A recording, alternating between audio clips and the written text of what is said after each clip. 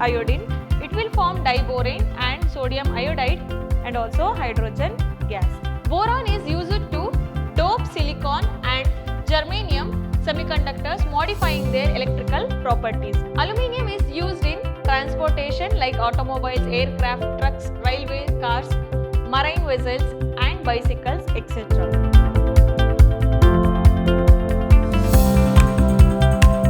Hello everyone, this is Harshita Bhavasar from Vidhyaashram PU College Temple of Excellence. Today I am going to start session 3 from the chapter Some P block elements. In the last session we have discussed about physical and chemical properties, anomalous behavior of boron, important compounds of boron. These are the 3 contents we have discussed in the previous session. In this session we will discuss about diborane, its preparation, methods of preparation, uses of boron and aluminium and its compounds, and also we will discuss about some of the introductory points of carbon family elements.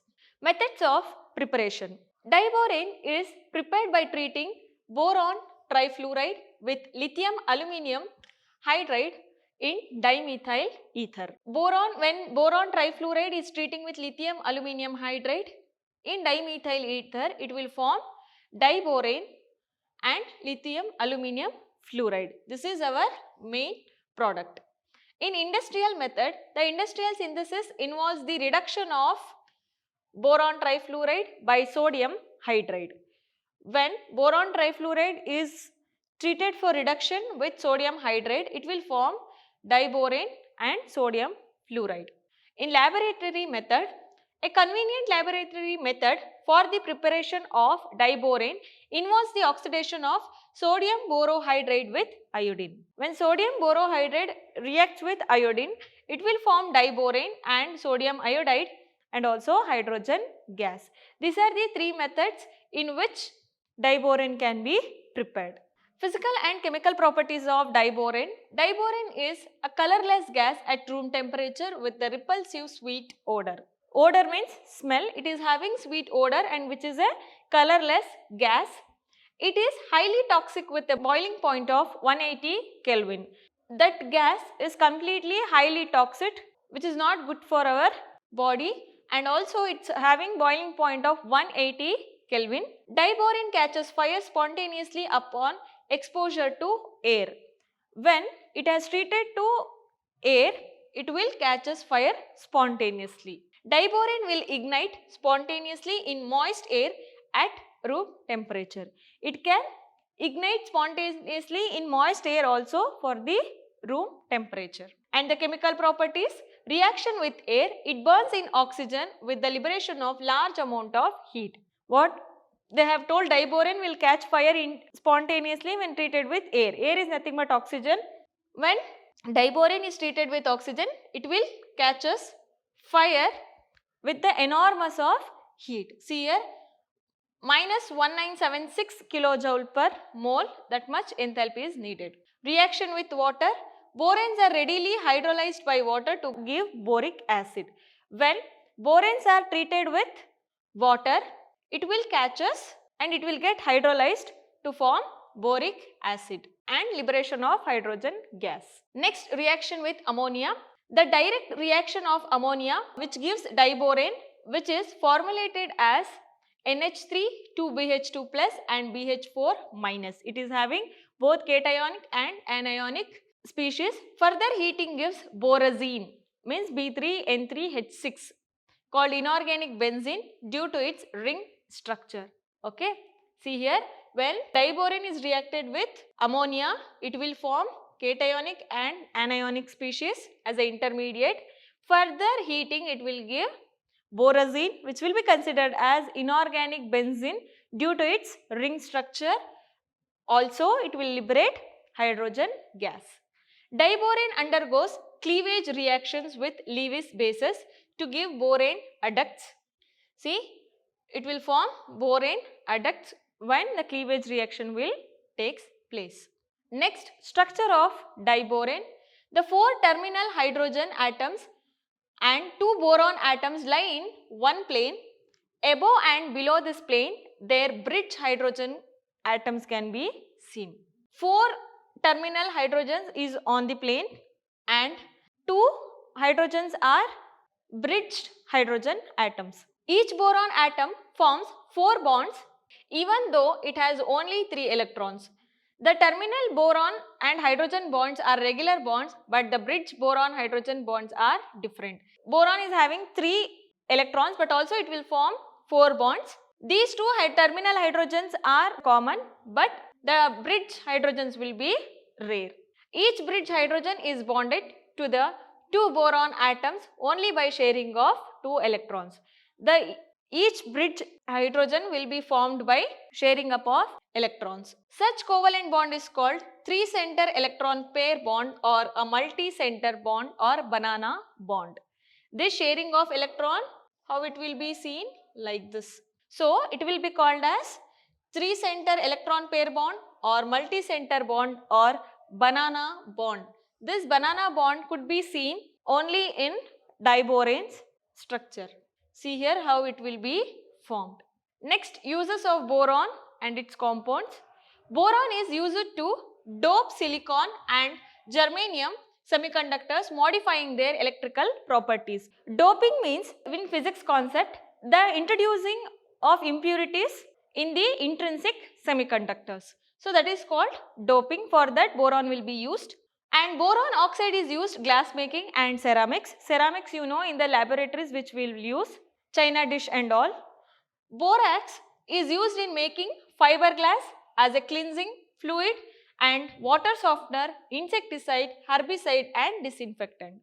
Majorly pesticide or insecticides, borax will be used. Boric acid is used as mild antiseptic and as a flame retardant. Boric acid is used as mild antiseptic, not to get infected, that antiseptic.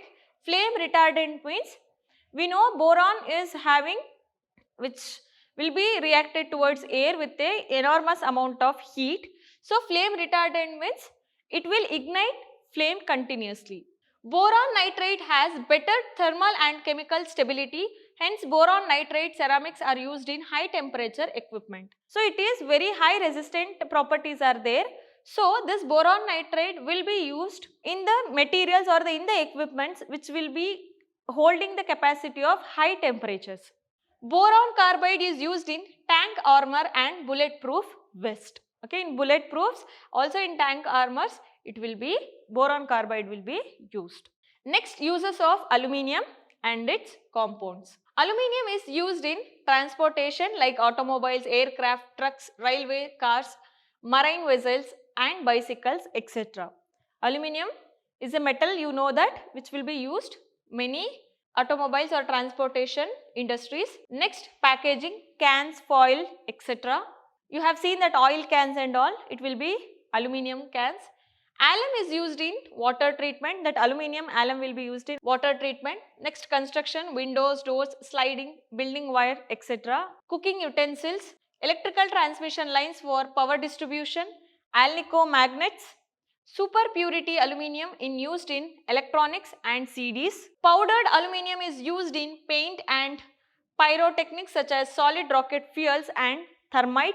Alloys like magnesium, duralumin also can be used. Usually this aluminium will be used in mainly in daily life.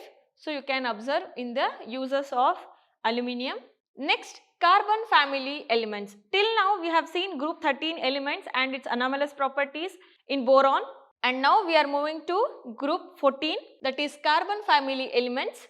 The carbon family consists of one non-metal, two metalloids and two metals. One non-metal is carbon, two metalloids silicon and germanium, two metals tin and lead. Metalloids means, you know, it is having the behavior of both metallic and non-metallic nature. Carbon family elements contain atoms that have 4 electrons in their outer energy level. It is having 4 valence electrons. The carbon family elements have widely variable physical and chemical properties. The carbon family elements tend to be fairly unreactive. It is unreactive in nature, means a little bit stable. The elements tend to form covalent compounds. Covalent means sharing up of electrons, by that covalent bonds will form, which will exhibit the covalent bonding nature, which called covalent compounds. Though tin and lead also form ionic compounds. Tin and lead will form ionic compounds, but other than that will form covalent compounds. Carbon family elements exist free in nature and in compounds. It will be free in nature. Occurrence. Carbon is the 17th most abundant element by mass in the Earth's crust. It is the 17th most available element in the Earth crust, and it is widely distributed in nature in free as well as in the combined state. Carbon usually will be in free state, you know about gas also, and also in combined state also. In elemental state, it is available as coal, graphite and diamond. And in combined state, it is present as metal carbonates, hydrocarbons and carbon dioxide gas. It is available in coal, graphite, diamond also. It is available as metal carbonates, hydrocarbons and carbon dioxide also. But that percentage is very less, 0.03% in air. Naturally occurring carbon contains two stable isotopes. Isotopes means that atomic number will be same, mass number will be different. See here, carbon 12 and carbon 13 isotopes can be seen, two stable isotopes. In addition to these, third isotope carbon 14 is also present. It is radioactive isotope with half-life 5770 years, used for radiocarbon dating. Silicon is the second, 27.7% by mass, most abundant element on the earth crust and present in nature, form silica and silicates. Next, germanium exists only in traces. Next, tin occurs mainly as cassiterite and tin oxide and lead as galena, that is lead sulfide. Ultra pure form of germanium and silicon are used to make transistors and semiconductor devices. Both tin and lead are generally unreactive metals. Tin has two common allotropes. At room temperature, the stable form is white tin. Below 286.2 Kelvin, the stable form is grey tin.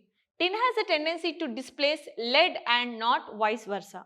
It is having the capacity to displace with lead, tin to lead, but not lead by tin. Okay, these are the occurrence.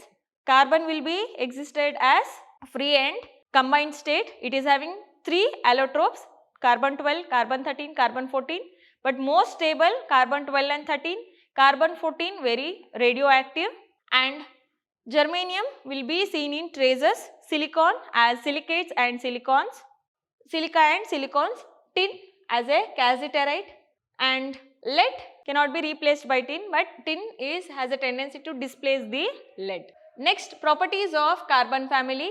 Electronic configuration. The valence shell electronic configuration of these elements NH2NP2. If you see carbon 6 atomic number, 1s2, 2s2 and 2p2. This 4 electrons can be seen.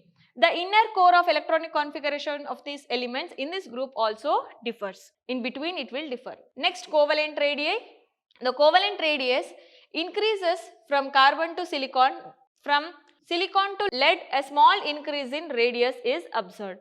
This is due to the presence of completely filled D and F orbitals in heavier members. From carbon to silicon, the covalent radius will be increases, but from silicon to lead, a small increase can be observed, because here the D and F orbitals will be interfered in the heavier elements, so it can be little bit observed. Next, ionization enthalpy. The first ionization enthalpy of group 14 members is higher than the corresponding members of group due to the influence of inner core electrons. In general, the ionization enthalpies decreases down the group. The first ionization enthalpy of group 14 is higher because of influence of inner core D and F electrons. The ionization enthalpy will decreases down the group.